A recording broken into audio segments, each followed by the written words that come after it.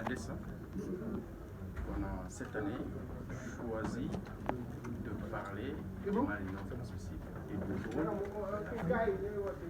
Parce qu'en réalité, l'Afrique est un continent qui fait face à un double fardeau.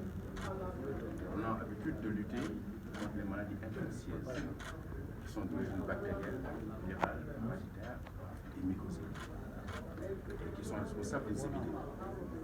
Mais ce qu'on ignore bien, ce sur quoi on met beaucoup l'accent, ce sont ces tueuses silencieuses que constituent les maladies non transmissibles.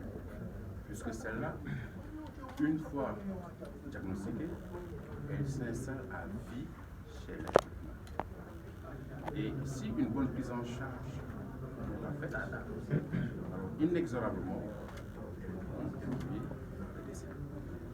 C'est pour cela, leur caractéristique principale, c'est qu'en plus d'être responsable de 74% de la charge de mobilité, mais elles sont aussi responsables de décès prématurés et entraînent des conséquences socio-économiques chez les populations atteintes et aussi les populations affectées directement.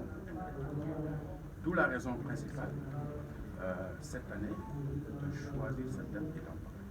Je pouvais même aussi en ajouter, puisqu'on vient de sortir de la pandémie de Covid-19, nous avons encore en mémoire les décès.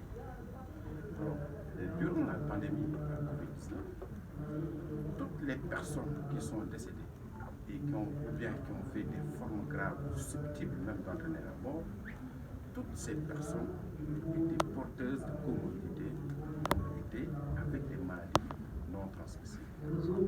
Au point que l'OMS, en 2021, avait déjà tiré la zone d'alarme, puisque durant cette pandémie, il y a eu tellement de cas de diabète qu'on a dépisté, qu'elle demandait au pays de mettre en place un programme national de lutte même contre le diabète. Donc c'est autant de raisons qui font que cette année, cette 6e édition, veut mettre en exergue le rôle de l'Afrique pour lutter contre le maladie. Est-ce qu'ici au Sénégal, il y a des statistiques qui disent du nombre de personnes souffrant de ces maladies? Il y a des statistiques, mais le plus souvent, c'est les statistiques hospitalières. Et les statistiques hospitalières ne reflètent pas réellement l'ampleur au niveau national.